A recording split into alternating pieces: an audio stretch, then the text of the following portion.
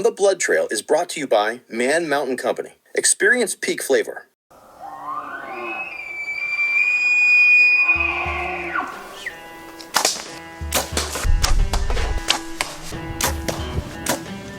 Oh, freaking smoked them, man. Gorgeous 4x4, full velvet whitetail.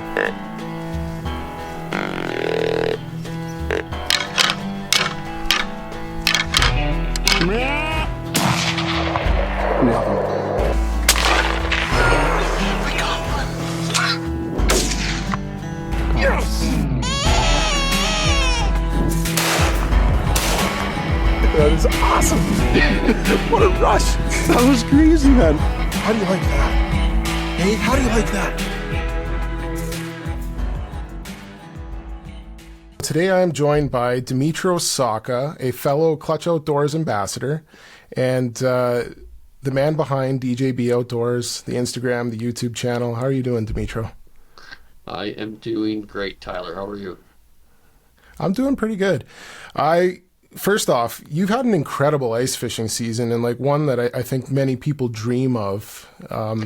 Put it in your words. Like, what do you think when you look at the success that you've had? To be honest, this winter, I would classify it as a slower ice fishing season. You might not guess that by some of the pictures and stuff that get posted on Instagram at times, but it was a tougher season this year. We fish mostly on Lac-La-Biche Lake, and we've had some pretty good years in the past, and this year, well, I mean, did catch some pretty good fish. It was slower all around. I think most people who fish out at Lac-La-Biche would agree with that. After this podcast comes out, I'll probably get a bunch of messages that says, "What the heck are you talking about?" But that's the way it was. That's the way it was for me, anyways. It was quality this year over quantity. Well, quality for sure. Like some of those fish that you got, it blew my mind. I didn't realize that some of them even got that big. Yeah, I mean so the walleye fishing was really good. I think again, like as far as quality goes, actually thinking about it now, as far as quality goes, it was a good winter. Even on Lac-La-Biche, I think I got 3 or 4 walleye that were right up around the 30-inch mark, which is pretty good.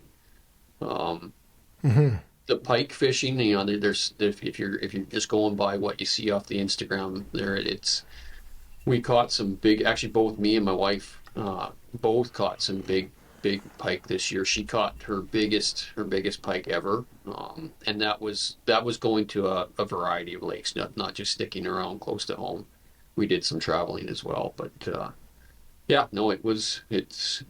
and you know what, really, it's similar to hunting. It's not always about catching something. It's about being out there, and there was some interesting trips this year on the ice. The Cold Lake Ice Fishing Tournament back in February was an adventure, to say the least. Me and my oldest son Jordan, we were out on Cold Lake for the weekend in that tournament, and we camped out there for 3 nights. And each night it was minus, I think it was minus 28, minus 37, and then minus 35. So it was interesting. Yeah, that would definitely test a person, especially in the elements like that. Yeah, but that all adds to the adventure. Oh, of course, that's part of the fun. Moving a little bit towards, you have DJB Outdoors, the YouTube channel, is something that you've been working at. How long ago did you decide that you wanted to get into filming hunts? Oh, that's a good question. I was young when I kind of got it in my head that I wanted to film hunts. I was probably in my late teens, early 20s, that's a long time ago. But it goes back to the days where there was no Wild TV, there was no Sportsman channel up here in Canada. It was turning the TV on Saturday and Sunday mornings and watching, Jackie Bushman and Buckmaster TV and Bill Jordan's Real Tree. There was a handful of shows at that time that were on some of the local channels, and that's kind of what started that. Jim Shockey's Hunting Adventures, like when that first came out, when he started making videos on a regular basis. It was all around that time. So that's going back, almost 30 years. That's between 25 and 30 years ago. So watching those guys on TV, it was right around that time I decided, at some point I want to do that. And I was pretty young back then, so buying cameras and camera equipment was kind of out of the question. But I knew at some point, from then on that at some point I wanted to start videoing hunts. So yeah, that's kind of where it kind of entered the head, and the idea was kind of born, and that even though I was already hunting, and hunting was a passion for me, it was right around that time that I decided this is something I want to do, at least at some point. Didn't know when it was going to be, but that's when the ideas started popping, and I started thinking about it. Huh. That's pretty cool, because you got some pretty good footage too along the way so far. And at one point, you could correct me if I'm wrong, but you were a part of a TV show, right? I think it was called Canadian Syndicate. Yeah. So we had, I'll go back even a little bit more. So in that time back, 25, 30 years ago, when I kind of decided, that's what I wanted to do.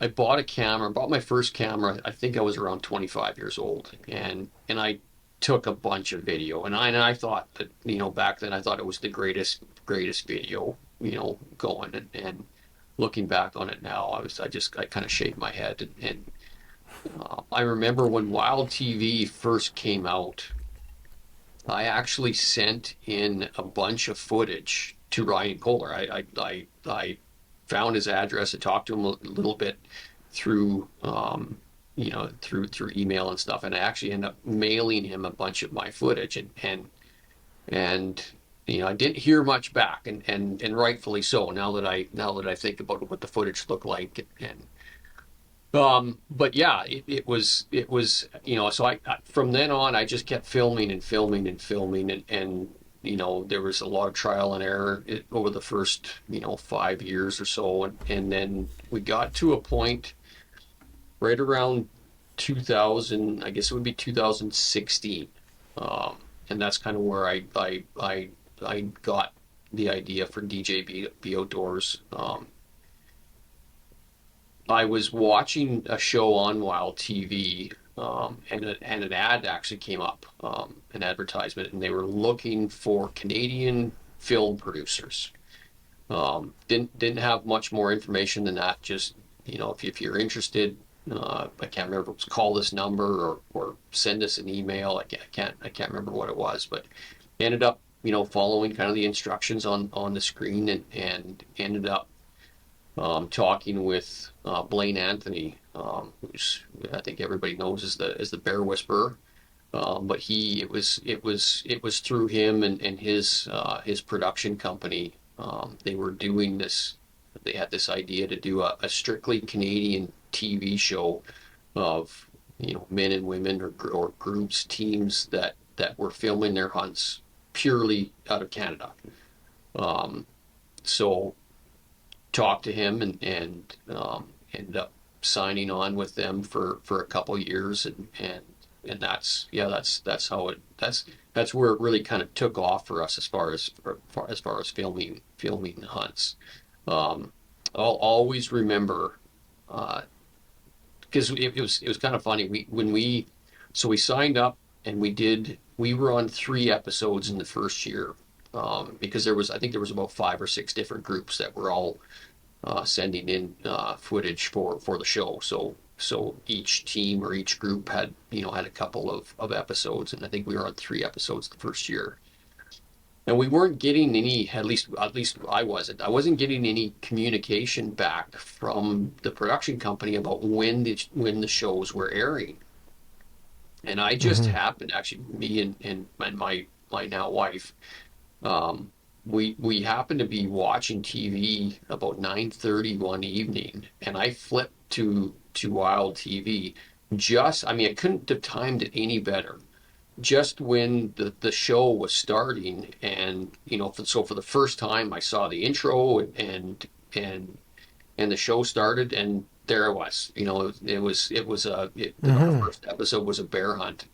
um, and yeah, it was that was a pretty cool feeling to to kind of see us on the screen there, and to be living out, and that really was like, that up until that point, that had been my dream, and it to be, it was really living out a dream. It was pretty exciting. So I couldn't take the smile off my face there for about 24 hours after.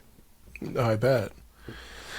So since then, you kind of moved away from what that was, and now you're doing DJB Outdoors on your own on YouTube. Was there a waiting period between doing the TV and then going on to the YouTube venture?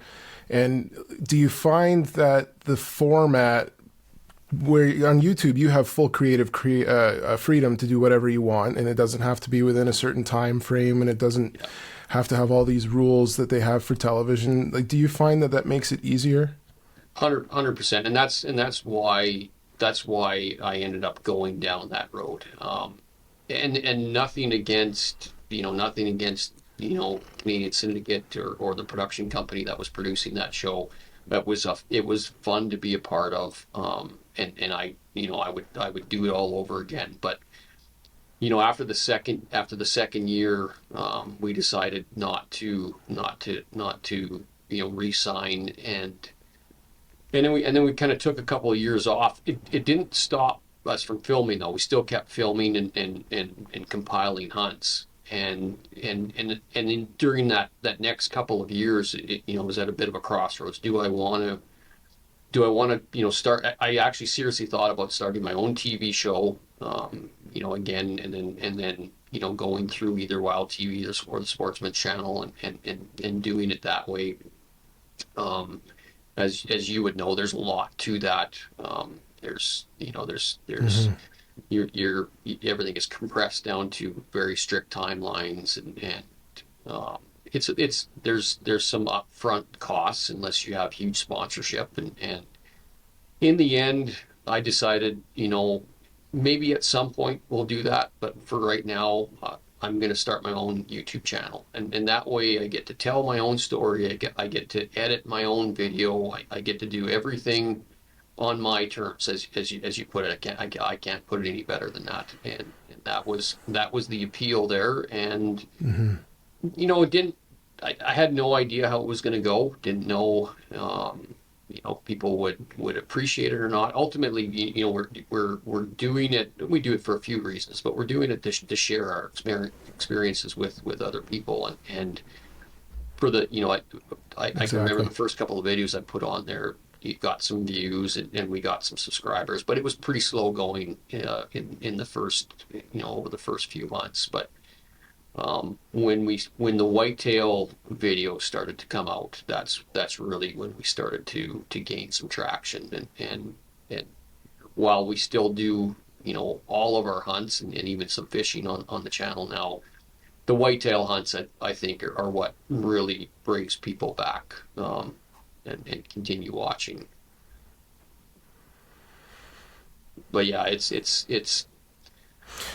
thinking back, that was the reason why. It's just, again, we're creating content, and we're doing it the way we want to do it. I can tell the story the way I want to tell the story, and really, it's telling the story exactly the way it happened. And you Mm-hmm. have a hard time, not saying that, because there's some really good TV shows out there that do that, but it's in a half an hour TV show where you're compressed to 20 minutes of actual footage. It's tough. I'm not Mm-hmm. I'm not as good a storyteller as some people. So sort of, and I I probably focus a little bit too more on some of the details that people don't want to or don't necessarily, you know, really interested in. But I like to include everything, and yeah, it's just a better option for me. I was going to say that I think that one of the strong suits of your channel and the videos that you produce is that you keep it in that long form, and people kind of get to see. It's not just here's the deer cut quick to you and then back to a deer. Like, you leave some of those pauses and some of the suspended moments in there, and it kind of helps a person understand all of the emotions and the energy that's going on at that time. Yeah, it's. I want. I guess the best word to describe it is authentic. I want people to see and realize that this, what you're seeing on the screen is 100% authentic. I have gotten, I mean, you have your own channel, so you know what it's like getting some of the comments and stuff that people put, and I have had at times comments come in where, gee, quit talking, just get to the hunt, and some of those types of comments, and it's like, if you're just tuning in just to see a kill, this is not the channel for you, and I appreciate you watching, but there's other channels that show just that stuff. I'm here to tell a story, to show people exactly how that hunt went down, to show them the adventure, in everything. And if it takes 40 minutes for me to tell that story, to display that hunt, then so be it. That, again, that's part of the reason for going down the YouTube channel. Like, I get that option. If a hunt takes 40 minutes, it takes 40 minutes. If it takes 18 minutes, so be it. But I want to include as much of that stuff in there, and it's as much for me and my family members to go back and watch at times too, and I like watching all that stuff that's in between. So yeah, I leave a lot of that stuff in, knowing full well that some people don't or might not enjoy it as much as I do, but that's just my style.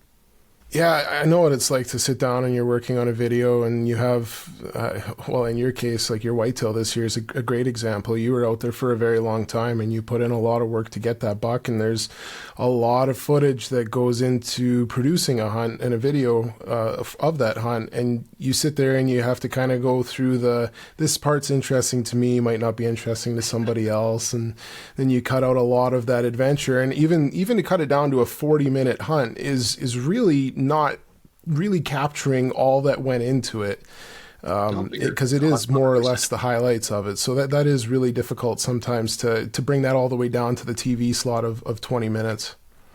No, you're 100% right, and it's when I talk to people, because people will ask, when you're out there, how much video do you actually take? To that hunt this year, for example, that whitetail hunt from this past year, I had hours of footage, hours. Like, I don't know. I'd have to go back and check. But I'm gonna estimate. I probably had around, between myself and the hunting that I did with Crystal, following Crystal around with the camera as well. I probably had somewhere between 12 and 15 hours of footage. Like, there's a lot. There's a lot to go through, and like you say, when you're editing all that and you're putting it together, you get to, I don't know if you're similar to me, but you get to what you think is the final product, and then you kind of look at the total time, and it's like 72 minutes. Holy smokes! That's too long. Like, this is not a we're going to the theater here to watch a film. So then you got to make additional cuts, and you take things out, and when you're compiling it all, as you're going through it, you think, yeah, this is important, this is important, this is important. When you cut some of that stuff out, you realize after Well, no, I didn't need that. That was an easy decision to cut that out, and Yeah, it's yeah, exactly. the editing is actually it's as much it's as much of the adventure as to me at least as the hunt is. Like I actually enjoy the editing part, because again it's telling that story and making sure that there's enough there for people to get the full picture, but not so much to bore them. Yeah, you want to almost recapture the excitement that you went through along the journey and try and condense it into a form that everybody else is going to enjoy. Yeah, 100%. So you had a very successful 2024 season, and I know I touched on how incredible it appears that your ice season or ice fishing season has been, even though you said it's a little bit slow. To go back and kind of start it off, you arrowed a really nice bull elk, self-filmed, which is very difficult. And one thing that really stands out about it to me is that you're one of the very few people that I've noticed that actually hunts elk out of a tree stand. Like I've killed 2 bulls with my bow, and the only 2 bulls that I've killed with a bow, and both were also out of a tree stand, and I caught them both on camera. So I drew a similarity there. And I wanted to ask you, is it because of like an ease of filming, or is there another reason as to why you hunt elk out of a tree? So there's a few reasons, and you touched on a couple of them there. Definitely the ease of filming plays a big part in that. I love being on the ground, especially for elk and moose. I don't know if there's anything more exciting than being on the ground when you got a bull elk or a bull moose coming into close range. When you're bow hunting, but it's tough to film on the ground, uh, get your shot on film and actually make a shot all at the same time. It's incredibly difficult. Um, Mm-hmm. and when you're on the ground, you have trees in the way. There's different things, and when you're set up on the ground, it seems like no matter where you set up, you have to move. Whether it's a foot this way or 5 feet that way, or you got to go ahead 30 yards. Like there's always something that you need to do when you're on the ground that you don't anticipate, which makes the filming tough. When you're in the tree, you don't have those options. If there's an animal that's out of range and not is not coming in, you think about at times climbing down and trying to go after them, but it's really not an option because you make too much noise and you don't have the time. And so when you're limited to the tree, you're stuck there. And so, you're either going to get that animal to come in or not. But when they do come in, it's I'm not going to say it's easy because it's still incredibly hard. And even this year, as you saw, like I didn't get Mm-hmm. the arrow impact on film. So there's still, even from a tree, there's difficulties there. But it just it's it makes it a little more simpler than being on the ground. I also find that being in a tree, your field of view is completely different and better. And so from a filming Mm-hmm. perspective, you see a lot more up in a tree. Um, it adds to the video because you can see animals further out a lot of times. Um, this this year, and it's similar to the bull elk that I shot 3 years ago out of the same tree. That big bull I shot 3 years ago, I could see him coming through the trees, almost 100 yards away, and on the ground. I wouldn't have seen that bull until he was within 40, 50 yards. So again, it makes it simpler to get the shot on film, but it also adds more quality footage, I believe, to the overall video, which I think people would appreciate. So so it's a wide Absolutely. variety of reasons to stay in the tree and film out of the tree. Well, it seems to be working because, like you said, it's almost impossible to capture elk hunting in Alberta from the ground. It makes it almost even more impossible when you're all by yourself because there's a lot going on there with the camera and the bow and the call and the elk, and it makes for chaos. And that's, that's a good point too. As much as I love hunting with my wife, as much as I love hunting with my boys, a lot of times I'm out by myself. And again, being in a tree, trying to film out of a tree is simpler when you're by yourself.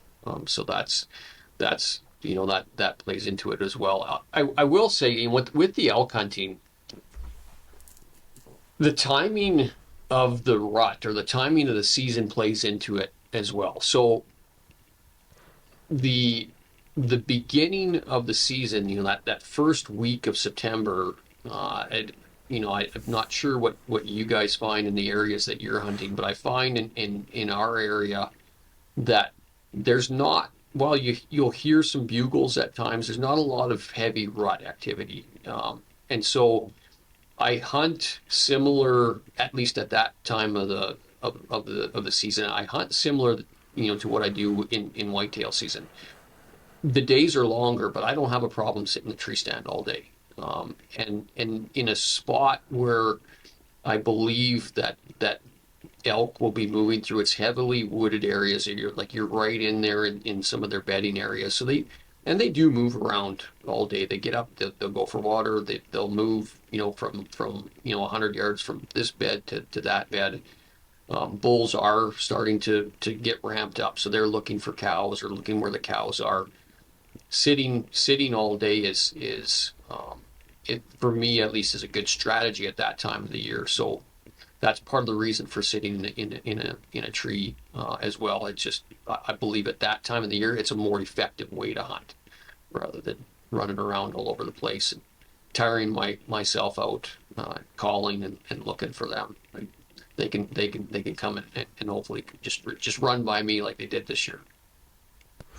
Yeah, no, that's interesting. I've actually never heard of somebody sitting all day in the tree stand for elk. That's a first. But I could see how that would be extremely effective, and especially at that time of year, because I find that it's never really consistent the first week of September for elk. It seems like some years they're fired up, but most years they're not.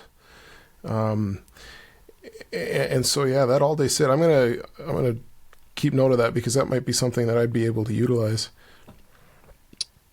Yeah, it especially if you're near a water source, a mineralic. There's lots of transition areas, and I'll be honest, like seeing one during the middle of the day is pretty low odds. But when you're hiking into an area and if you're hiking in 3 or 4 kilometers into an area, that's the other part of it.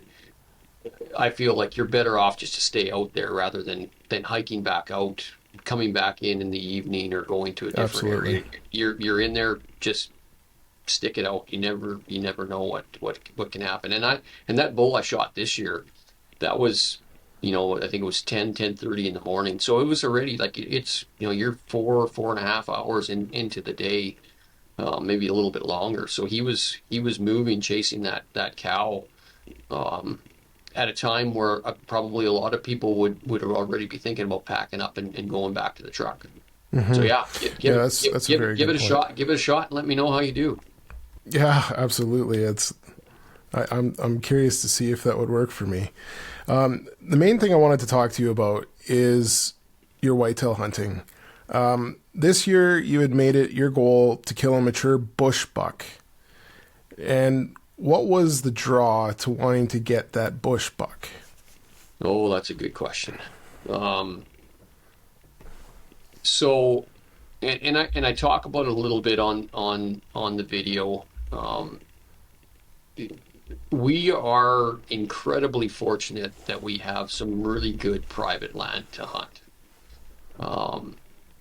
Along with that private land, there's some pretty good lease land that we hunt, that we have basically sole permission on, and we've been very, very fortunate.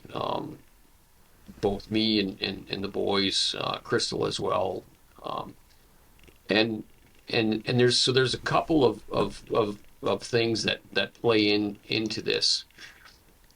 Number one, I felt that we've taken a few really good bucks out of kind of our main area over the last few years, and I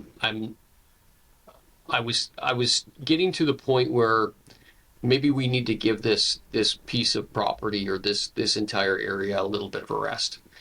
I didn't have, to be honest, I didn't have deer, at least in the summertime, that I was getting on camera that I would consider, kind of hit list bucks. There was a couple of nice bucks, and deer that I have no problem, taking the boys out and hunting or trying to get Crystal on. But for me, there wasn't one that was really piquing my interest.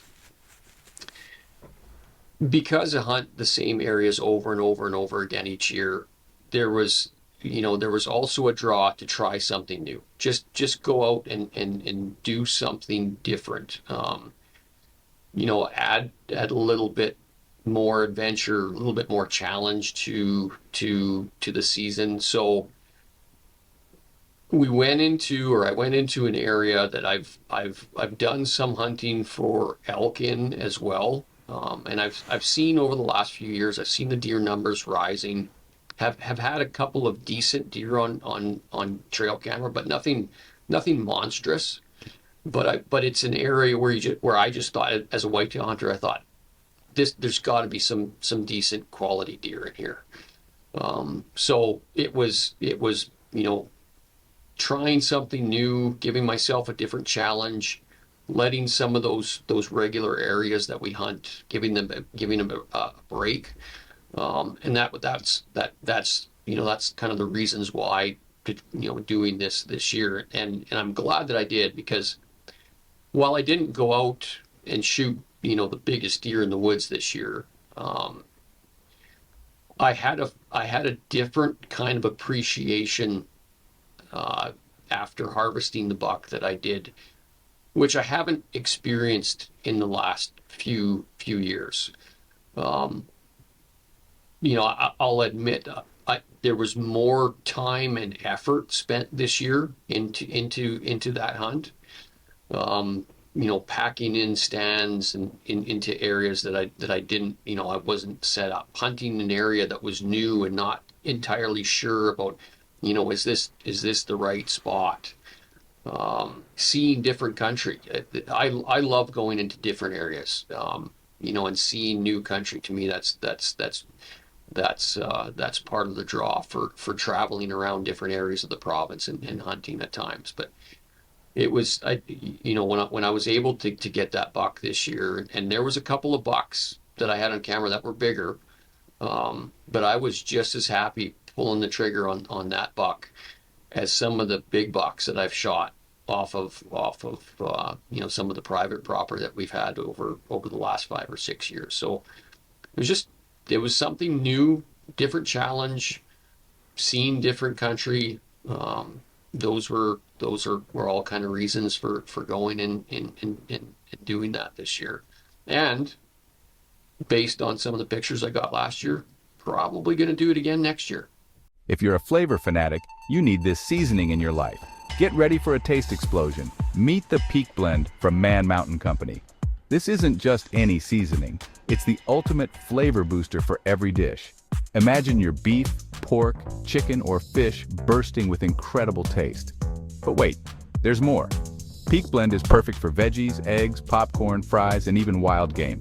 It's like having a magic wand in your kitchen. Whether you're grilling, smoking, or just whipping up a quick meal, Peak Blend turns ordinary into extraordinary. Think about it. Every bite, an adventure in flavor. So why settle for bland when you can have the best?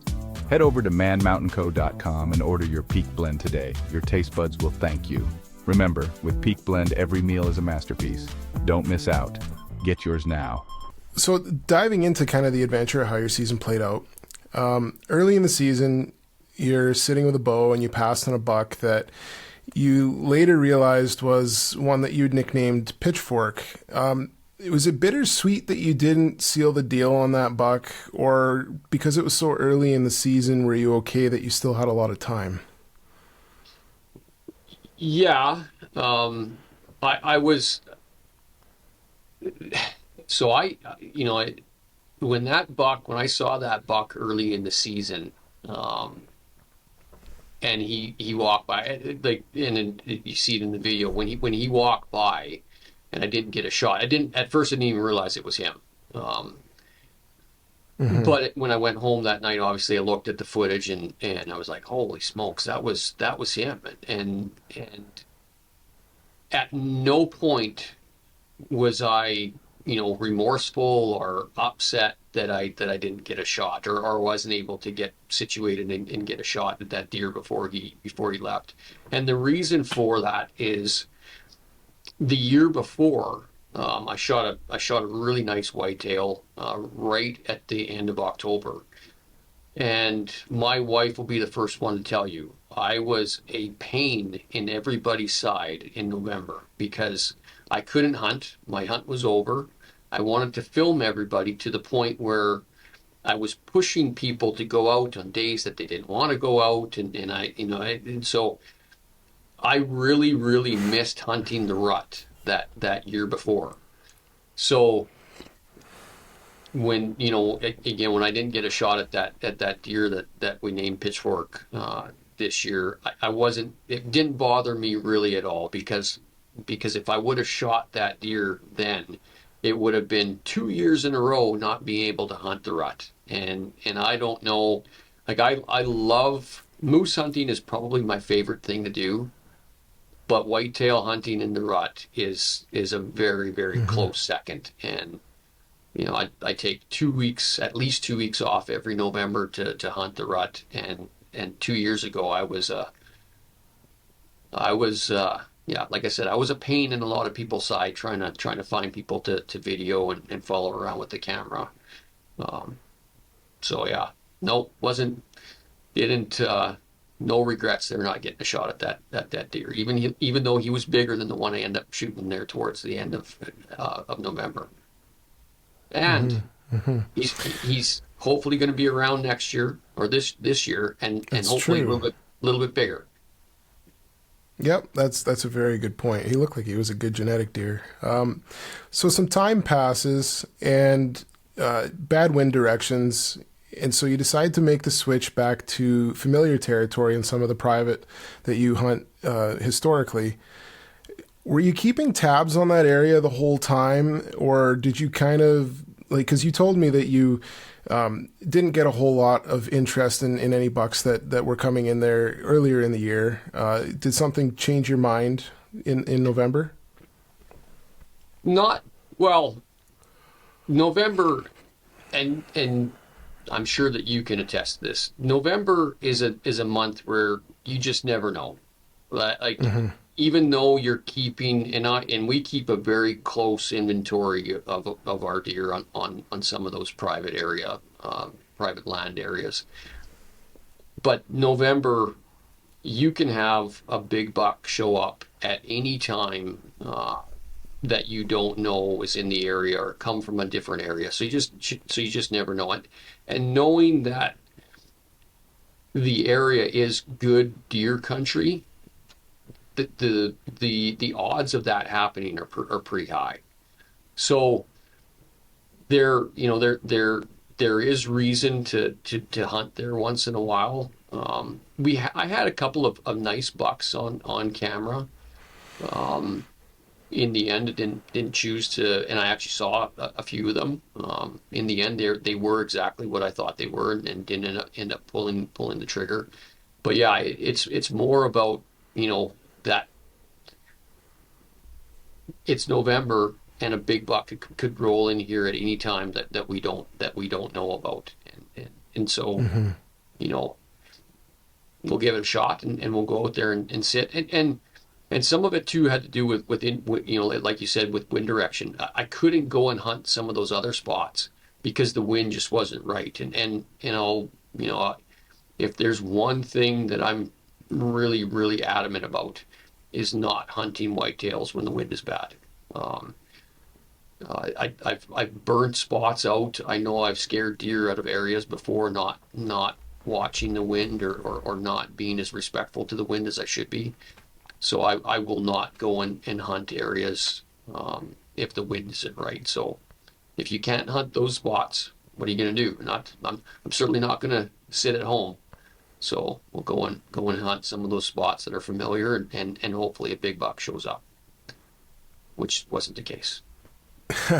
So having that idea of wanting to get your bush buck, and that was like your onset goal there, and then going back to the spot that you had hunted for so many years, was it hard going back to that bush spot afterwards, just knowing what you could be missing out on?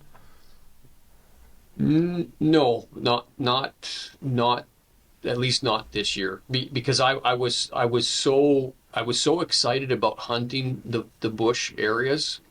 I was just waiting for the right wind to come along, and as soon as I got the right wind, I was going into those spots. So leaving the farms that we hunt behind and going to hunt the bush, that there was no part of me that was thinking, what am I missing back there. The other side of it too is that whatever deer I may have been missing back in those other spots, those are deer that my boys could potentially get to hunt, deer that my wife could potentially get to hunt. So that all plays into it as well. So and I've been really fortunate over the years to take some really, really good animals, and I would love for them to have an opportunity to take some of those quality deer at some point. So yeah, no, it wasn't no problem leaving the familiar areas. So back to the spot where you'd gone back to some private. You pass up a great buck that you named Highbrow, and I could see how maybe somebody who shot some of the deer that you have would pass up a deer like that. But you mentioned that you may come to regret it. Then you pass on what you said was a 7.5 to an 8.5-year-old 4x4, which I believe was the cliffhanger in that episode. Yeah, that was the cliffhanger in that episode. Yeah. Yeah, and you said that was, I believe, the first time you had seen that buck in person in like 4 years. Is that correct? Yeah. Watching it, and I'm thinking, first of all, the cliffhanger buck there, like I was so excited. I'm like, oh, he's gonna shoot this buck, and then you postpone it to the next episode, and I was like, okay, well, I can't wait for that. And I remember checking over and over again to see when it came out, and finally watched it, and you pass it, and I was like, that's unreal, because then later on you also passed another ancient buck, which I believe you called Spider-Man. Why pass on all of these really old, mature deer? Are you after something that's a certain number score-wise, or what's the thought process behind those decisions? Well, so there's a couple of reasons. Yes, in when you and it's not really to do with the score. Score. We all want to go out and shoot a 200-inch deer. Let's be honest. But at the end of the day, it's not about I'm going to wait until a 200-inch deer walks out before I squeeze the trigger. There's a lot of things that go into it. It's the characteristics of the antlers, is the history with the deer, and I try and focus on taking out mature deer, and on all of those deer were mature. At the end of the day, specifically to highbrow and the big 4x4, it was early in the hunt, and again, some of that came down to, if I shoot a deer now, I still have like 10 days of the season left, and what else could be out there? Yeah. So that played into it as well. Another reason was I had my mind set on hunting the big bush, and knowing that there was a couple of big bucks out there. There was one buck out in the big bush area. It was this, I mean, wide 4x4. I've never, in all the years that I've hunted, all the years I've had trail cameras up, I've never had a trail camera picture of a deer that wide before. And you know, I'll be honest, if I would have shot that deer, he would have scored much lower than those other two deer, you know, like highbrow and the big 4x4. Big Ed is what we call the big 4x4. Those two deer would have scored bigger or better than that wide one that was out in the bush country. But I like the look of that buck that was out in the bush country was like, that's the one that I had kind of set my heart on, and so that played into it as well. Spider-Man. Okay. Spider-Man wasn't, so truth be told, while in the video I say that I think that deer is Spider-Man, turns out that that is not Spider-Man. And I didn't know that until December. So the buck that I saw in the video there, ancient deer. Like I don't know how old that deer was. I'm gonna guess that he's older than Big Ed. Big Ed is 7 to 8 years old. I'm gonna say that deer is older than Big Ed, and you can see it the way when he's walking up that hill. I mean, he's stiff-legged. His body is absolutely giant. That's by far the biggest body deer I saw this year. But I had thought, because he was so old, that he was this deer that we have some history with that we call Spider-Man, and I just thought he just went really downhill with his antlers this year. But in December, because we have a lot of deer come in from quite a distance for wintering.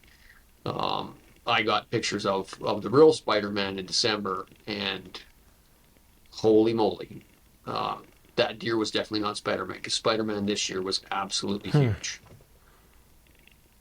So okay, well, it's good to know that he's still roaming around out there.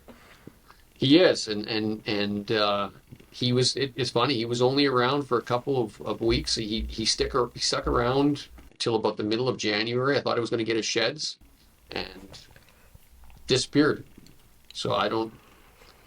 It's that deer is funny. That and it just goes to show, how deer live and how they can move around. But I've never had pictures of Spider-Man in the summer months, September, October, November, ever. I only get pictures of him in December and January, or throughout the winter time. So I don't know where he's living. I've looked at surrounding areas and surrounding farms, and I cannot find him. But he's a cool looking deer, I'll tell you that for free. That's fascinating, and it's amazing how those bucks, they kind of change their areas from time of year to time of year, and I guess when they get that old, it's working for them, because they keep living and they keep making you scratch your head. That's for sure. I know you guys do a lot of whitetail, and I when we talk about the history and having history with deer, I know you guys have had some of that in the past as well. Like I loved the podcast that you did with your dad. I loved that. Like, there were so many good stories there, and some of the history and some of the heartbreak that you guys have had, or he's had, with some of the whitetails that he's hunted over the years. I know you guys can relate when it comes to keeping an inventory and watching deer grow. Yeah, absolutely. It's funny, it took me quite a bit to get him to open up to doing that. And once we were done, he's like, I should have told this story. I should have told that story. So there'll be more to come, that's for sure. Oh, that's good. He's a good storyteller. He's a library of hunting stories, and that's part of what makes it so interesting to talk to him. And then, like you said, some of the heartbreak on some of those deer encounters is just some things that people never go through in their hunting life. But forward now to, you killed your bush buck, and it's been a little bit since I watched the video, but from what I remember, you had an encounter with the deer, didn't shoot him, and then had another flash sighting of him later on when you did take your shot. You walked up to him. I remember you saying on camera, this isn't the typical deer that you shoot in a year. But you did accomplish your goal in getting a bush buck. You put in the time, the effort, and all the hard work that goes into it. Was there any regrets that you didn't shoot some of the other deer on your private pieces, or are you happy that you stuck it out and saw that story to completion? Oh no, 100%. I was happy. There was no regrets whatsoever. And you know, I said that because it's true, and I knew that when some people watched, and I got, you know, I got some comments on the video. I knew that some people would look at it, watch it, and be like, man, that's not the typical deer that he shoots, and it's true. I don't have a problem admitting that. It doesn't take away anything about the hunt. I have no regrets. It was, you know, I went into a new area to try something new and was able to accomplish that. And the best part about it, I think, is that, you know, I mentioned earlier that I want to go out and hunt that area again next year. Well, now I have something to build off of. You know, this is, you know, I've set the bar here. Now I have something to build off of. So no regrets whatsoever. It was a good season. It was an adventure. I had a blast doing it. Okay, so one other thing that happened during your whitetail season, and I wanted to ask you about this because I found this pretty interesting. What was it like telling Crystal to pass on Mr. Potential? Oh, that was well, you heard it. You I mean, Yeah. she was whispering, but she was not happy with me. It was tough, but it was the right thing to do. You know, if I had to go back and do it all over again, there's no way I'm letting her pull the trigger on that deer. It would be different if, you know, she had never shot a deer before. You know, this is the first time she's out hunting or something along those lines. But it's not, and she's quite an accomplished hunter herself, and she's had some pretty good success. This wouldn't, you know, that buck was a young buck, definitely not, you know, she's done a lot better as far as quality of deer goes, in her past. So 100% it was the right decision to do or to make. I took a little heat for it, but I would do it all. I would do it all over again, and we laugh about it now. She, you know, she still bugs me a little bit about it, but it's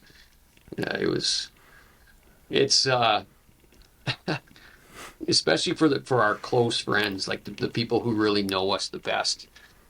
They watch those videos more for those moments than the actual hunt. Like.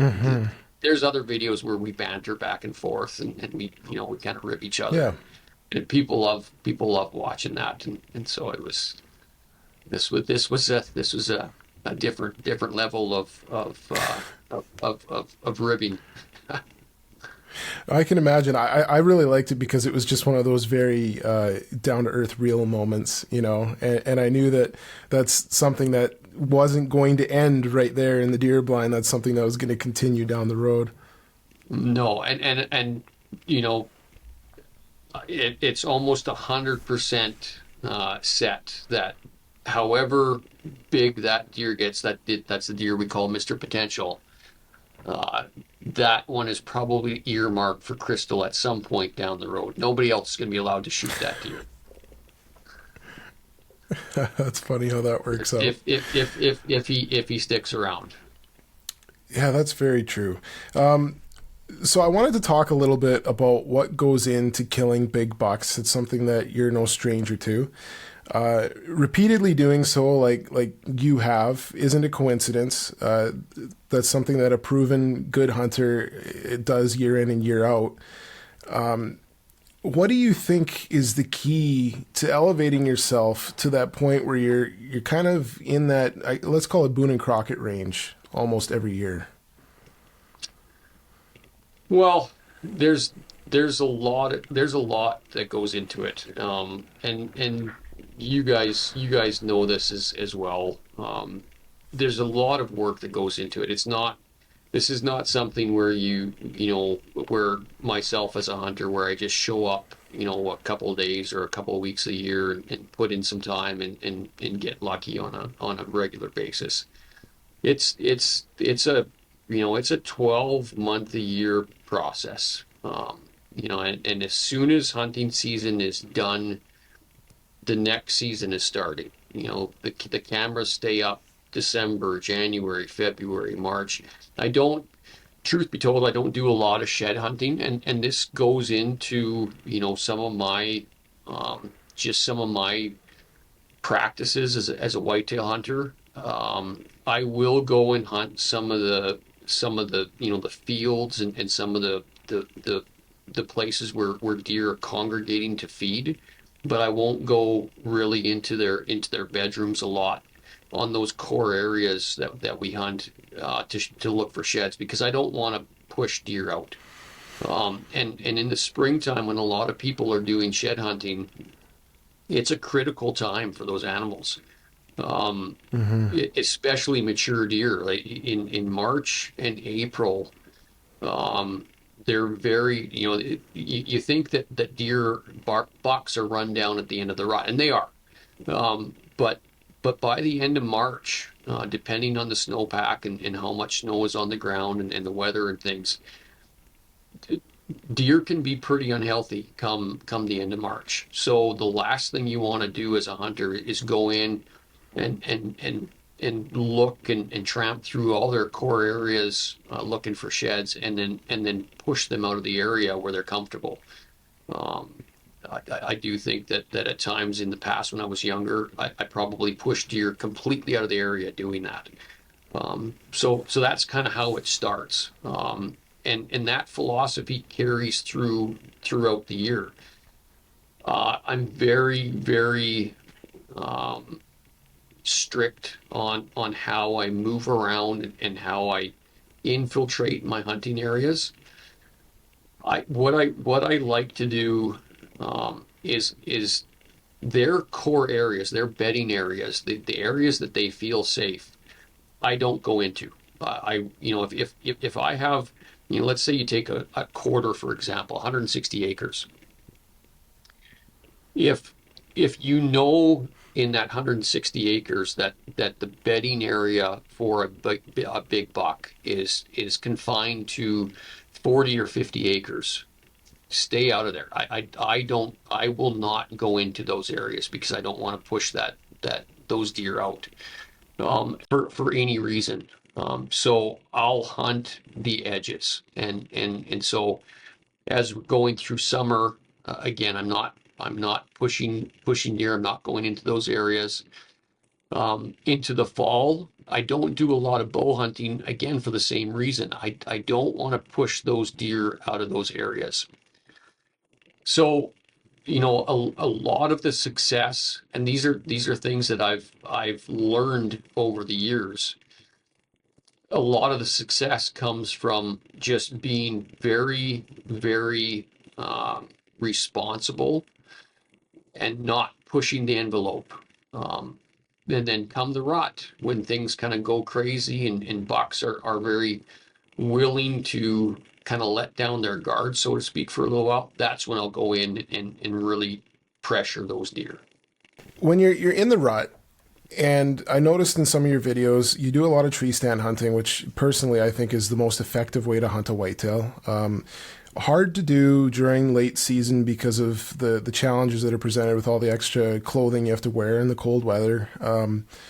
You're doing some rattling, a lot of all-day sits. Like, do you feel like to get successful on these big mature whitetails, like, is it mostly time spent, or is there a little bit of luck added into that as well? Oh, I don't care who you talk to. There's and I don't know if I'd call it luck. Some people definitely would call it luck, but there is no question there is a certain level of whether you call it luck, whether you call it being fortunate. There's an element in there where, I mean, you don't control, how those deer move. Animals are animals, and it's very hard to predict what they're going to do. So yeah, there's definitely an element of luck, so to speak, in it. There's no question about it. But in saying that, the more time that you put in, the greater your odds become, and it's just math. And so, and don't get me wrong, I've had seasons where I've sat 20 plus days in a row, and haven't been able to connect on a good deer or the deer that I was looking for. But eventually, if you do the homework, you do all that pre-work ahead of time, and you put yourself at least in an area where a big buck or there's a few good bucks living, if you're willing to put in the time and watch your scent, do some of the things that you need to do to stay concealed and not push those deer out. You put in the time, it should pay off at some point. It might not pay off every year, and it certainly doesn't pay off for me every year. But yeah, putting in time is probably the biggest key. And for me, and a lot of you guys, I'm sure, are the same. A lot of good whitetail hunters will tell you the same thing. When it comes to hunting whitetails in Alberta and Saskatchewan, I know in Saskatchewan you guys you can hunt over bait, and there's some different rules there, but still, even here, all day sits are incredibly successful, or they can be incredibly successful, because bucks are moving all day during the rut, and a lot of bucks are shot between 10 and 2 o'clock. So just yeah, if there's one piece of advice that I would give anybody, actually there's two. Watch the wind, watch your scent, and put in time. Be willing to put in a pile of time. Going back to how you wanted to do the bush buck thing this year, and then having been able to go do some of the private land and then go back to the bush country and get, I guess, a foot in each door, so to speak. Did you feel like the bush country approach gave you a whole brand new set of obstacles to overcome, or do you feel like it was a lot of the same ones, just in a different setting? No, there was different obstacles. Probably, like, the biggest obstacle was just the uncertainty, like, and the uncertainty of hunting a new area. Those private land areas that we hunt, because we've been hunting them for so many years. You kind of know the travel patterns. Where the main trails are. So that's why we consistently set up year after year in the same places. It's just very familiar. So the challenge and the obstacle of the bush was, one, you don't know where all those good trails are. You don't know where, even though I had trail cameras up on what I thought was good rub and scrape lines, you don't know if those are the primary ones. You don't know if those rub or scrape lines are the ones that big bucks are using on a consistent basis. And then the bush is different. The bush is different than hunting, farmland. And even though we hunt bush on the farmland, again, it's different, because what I find, and again, like, I don't have a lot of experience with this. I have hunted the bush in the past in small doses. This is by far the most time I've spent out in the big bush. But I found this year that the deer are very, very nomadic. Like, they even the does and the fawns, like, I found that I had more daytime action, just because I'm gonna assume it's because there's not as much feed maybe in the bush, so they're moving around a little bit more because they have to in order to feed. So the deer are a little bit nomadic. There wasn't a lot of snow on the ground, so they weren't sticking to main trails. They were kind of all over the place. So yeah, it was just different. And again, not knowing where some of the best spots, like even though I did a pile of homework and did a lot of scouting, you think you're set up in the right spots, but you just don't know because it's brand new. No, that makes a lot of sense. I wanted to ask you a question about scoring deer on the hoof. Now, one of my favorite videos of yours is, and I can't remember what you called this buck, but you passed him up and then you said, I really should have shot that buck. He came out again and then you shot him the second time. You left the camera running in the blind, and then as you got all the way down to the end, he had happened to go down in the frame at the very end of the line that you walked down. He jumped back up and you shot him again. You had mentioned that buck was only about 165. Now, I've only ever heard people talk about how a deer is 160, 150, 140, 170, you know, like they stick to the even tens. And you said 165. And I just thought, man, like he's got to have a lot of knowledge looking at the antlers to know that there's that extra 5 inches in there somewhere. Well, I appreciate the compliment because it sounds like you're giving me a compliment there. But the only, you know, of course, honestly, the only way that I'm able to say that buck is 165 is because, you know, at that point I probably had, between that year and the year before, you know, I'd probably had, you know, 25, 30 trail camera pictures of that deer. So, you know, there's, and from multiple different cameras, multiple angles. So when you're that familiar with a deer, it's quite a bit easier to you know, look at pictures and say, okay, yeah, that's a 160 deer, that's a 165 deer. I'll be honest, if that deer walks out on that narrow line for the first time, I've never seen that buck before, my guess is as good as anybody's. You know, I'll look at it and I'll go, you know, maybe he's 160, maybe he's 170. It's a lot more difficult that, you know, when it's on the hoof for the first time, or if you have limited pictures of a deer. But when in that case, it was just all being familiar with the deer itself and having pictures from the year before and pictures from that year. That's what gives me a little bit more confidence in at least in that specific hunt. I would like to think that I'm a lot better now than what I used to be, judging deer on the hoof. But I'll still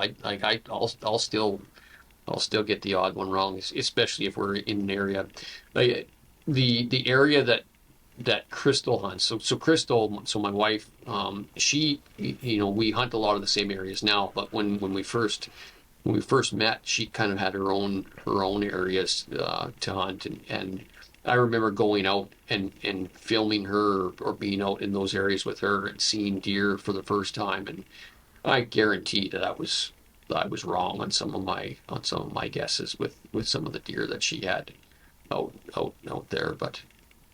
Yeah, it definitely helps having trail cameras to go off of when you're trying to predict score. You mentioned something earlier, and it's a lot of whitetail hunters say this. Like everybody would like to shoot a 200-inch whitetail. Now, not all of them get to that size. A lot of us would like to shoot a 180 or a 190 whitetail, myself included. How much do you think a buck getting to that size, score-wise, is a genetic thing, and how much of it do you think is letting him grow that extra year when you really want to shoot them?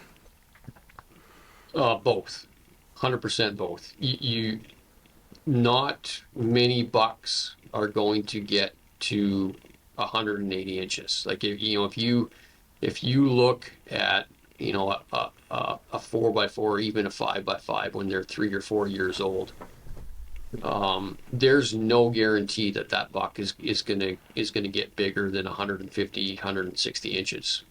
That all has to do with genetics. Um, so so genetics definitely plays into it, but to your point, you have to let the deer grow, and it's, you know, it's funny, like you said you'd like to shoot a big deer, like, you know, that I think you had a couple opportunities to shoot a big deer, but to the point that we're talking about, you were told you had to let that deer grow. um, and that's Yes. part of it. Like, if you want to shoot a 200-inch deer, you can't shoot a 180-inch deer, that you know has, or that at least that you believe has potential.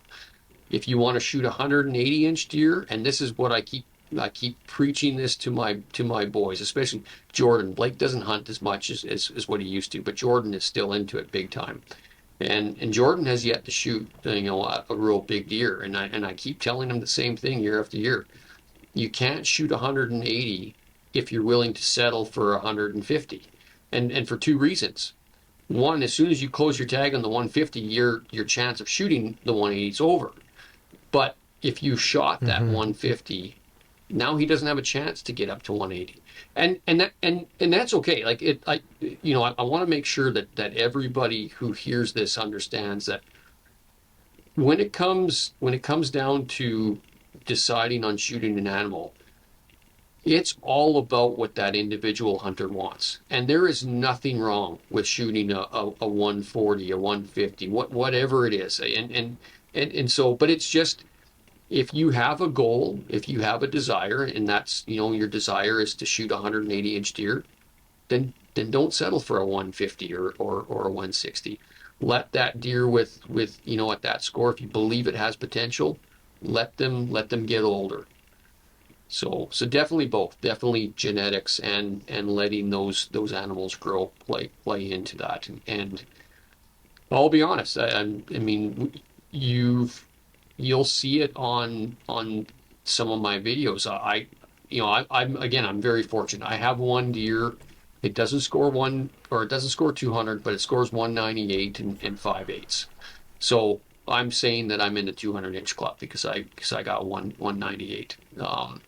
But I would be some too. of the deer that I've shot, especially in the last 10 years, um, had I let some of those deer go, had I let some of those deer grow another couple of years, you know, what are we talking about? You know, that deer that I shot, not this past year, the one I got with my bow in 2023, scored 181 inches, I think, 181 or 182, and I believe that deer was only 4, maybe 5 years old. So if you let him get to 6 or 7, good chance, especially with all the extras and stuff that he had, very good chance that deer is up around the 200-inch mark. Yeah, I guess it's hard too though. Like in the moment you have a 180-inch deer, it's hard to say no in that moment. It is, and again, it comes down to, as an individual, as a hunter, you know, what do you want? And in that moment, again, that, you know, there's every year there seems to be a different theme, at least for me in my hunts.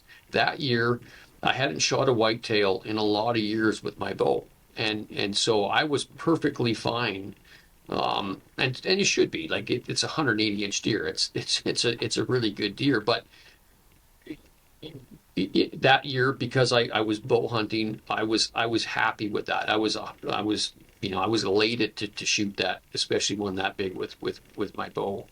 Had I been hunting with a rifle that year, it might have been a different story. You know, because again, I'm able to recognize at times deer that have potential, and that one definitely had potential. Maybe I'll let him walk. I'm not sure, but um, it's, you know, it's just getting back to your question, you know, like, how do you get how are you able to shoot those big deer? Well, it comes down to genetics and finding the you know, the self, the fortitude within yourself to let them walk at times. and you take a risk. Your dad talked about this in his podcast. It's when you let those big, like you don't get chances at big bucks like that every day. If you're very, very fortunate if it happens once a season. And if you decide to let that deer go, you may never see that deer again. They might get hit by a vehicle. They might get shot by a different hunter. They might not survive the winter.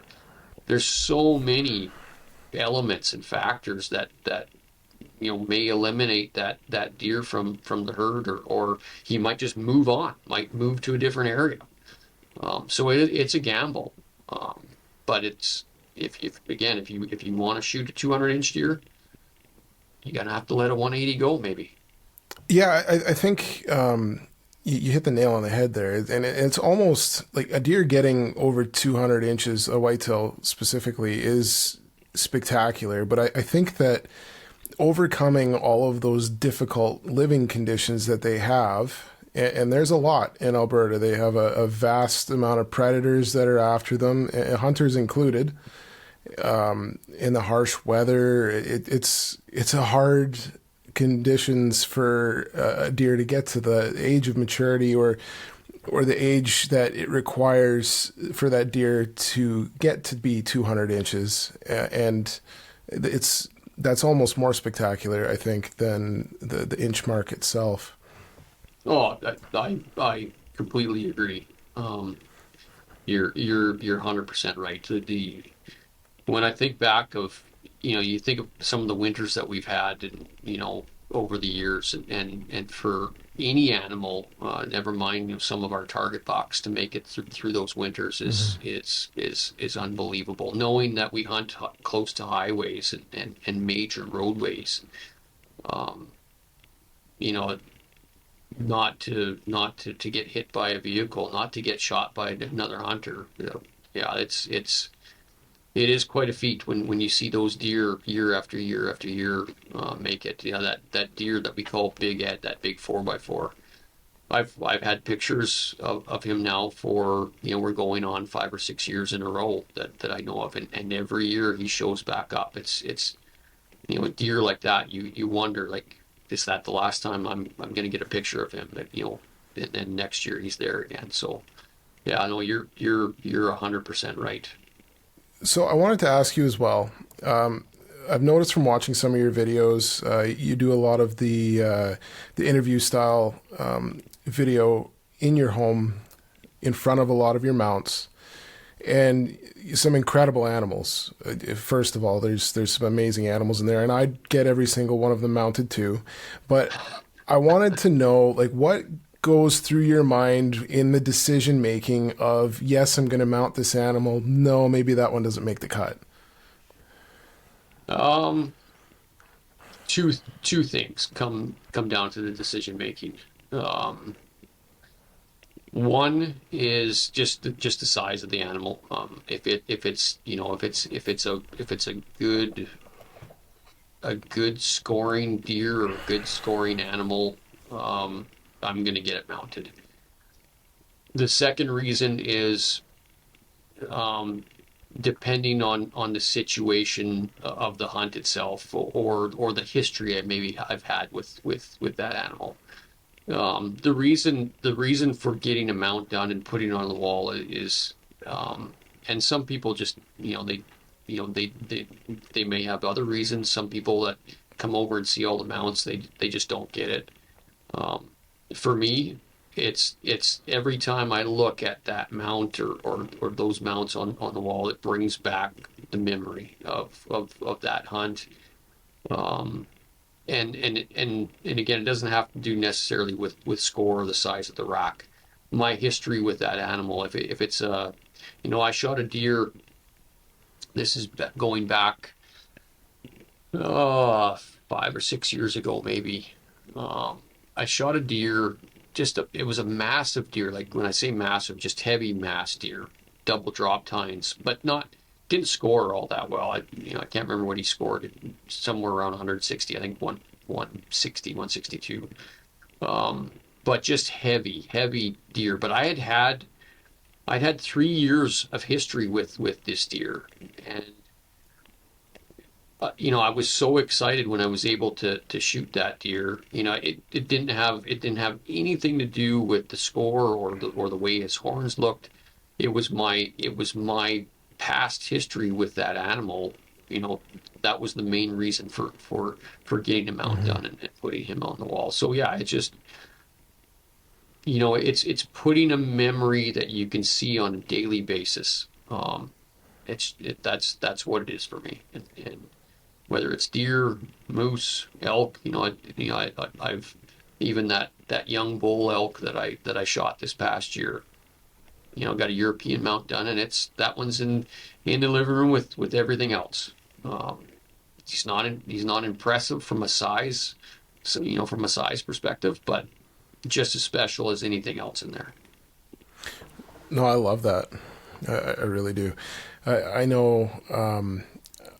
I always say, like, if I had nothing but wall space, I'd probably get everything that I've ever shot mounted, just because, like you said, looking back at it, you see the memories and the stories and the hardships and the highs and the lows that each and every one of them has put you through.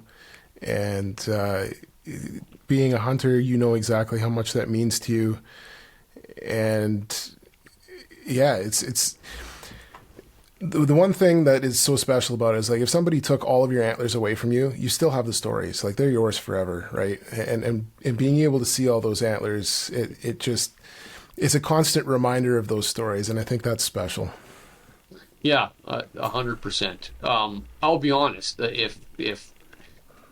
If somebody did come in and take all my antlers, or heaven forbid, my house burned down or something like that, I would be heartbroken. Like, you have all the memories. A lot of these hunts are on video. This is another reason why we do the video thing. We get to go back and relive those memories and those moments as we watch the hunts. But I being able to come home every day and see those animals it's special to me. It's a special reminder. It takes me back into those moments. I'd be heartbroken if I was to lose them all. But you're right. The memories will always be there, and that's what's most important. Yeah, that's true. I'd be heartbroken too. I'm sitting here talking to you about it and looking around at my own mounts, and what's the word? You can't put a price on it, really. No, you can't. Yeah. It's funny. My dad, he gives me a hard time at times about the amount, because he knows, like, these things aren't cheap. Like, you spend, for a whitetail mount, it's up over $1,000 now to do a whitetail mount, and the bear that you got coming out of your wall there over top of your shoulder. Those things, there's a lot of money that you invest into those things, and so he gives me a hard time. I can't believe you spend your money on that stuff. And sorry, Dad, you don't understand. I don't have a problem spending that money, because it's special to me. It's just a special memory. It's a special moment. And to be honest, Tyler, I think it's a way of showing some respect back to the animal. Because now it's while it's mostly for me, other people, also get to see that, and it's there on display for people along with myself to see for many years to come. Well, I feel too, like, I look at my mounts and maybe some of my rugs, and especially when it's done properly and the taxidermist does a good job, it's the same to me as somebody else that might be looking at, like, a framed piece of art. Yeah, I 100%. That's we all have our own interests, right? And to your point, somebody that collects art, they collect it because they think, for them that's special. That's their interest. And for people like you and I, and probably everybody that's watching this, that's our art. That's what our passion is. That's what this is. That's part of the reason that we go out and do what we do. And yeah, you're 100% right. Mm-hmm. Well, Dmytro, I really appreciate you taking the time to do this with me, and sharing some of why you do what you do and how you do it. If anybody is wondering as to the stories that we've been talking about, go over to DJB Outdoors on YouTube, watch hours upon hours of fantastic hunting footage, some incredible animals captured on film, great stories. And I promise you won't be disappointed. You'll get to hear and see all the stories we've been talking about here on this podcast. Dmytro, thank you so much for joining me, and I look forward to talking to you again sometime. I really appreciate you reaching out, and this was a lot of fun, Tyler. I love your podcast, love all you guys' videos on YouTube. So it was a pleasure and an honor to be a guest. Oh, well, I really appreciate that. Thank you so much. On the Blood Trail has been brought to you by Man Mountain Company. Experience peak flavor and use code BLOODTRAIL to save on your next order over at manmountainco.com.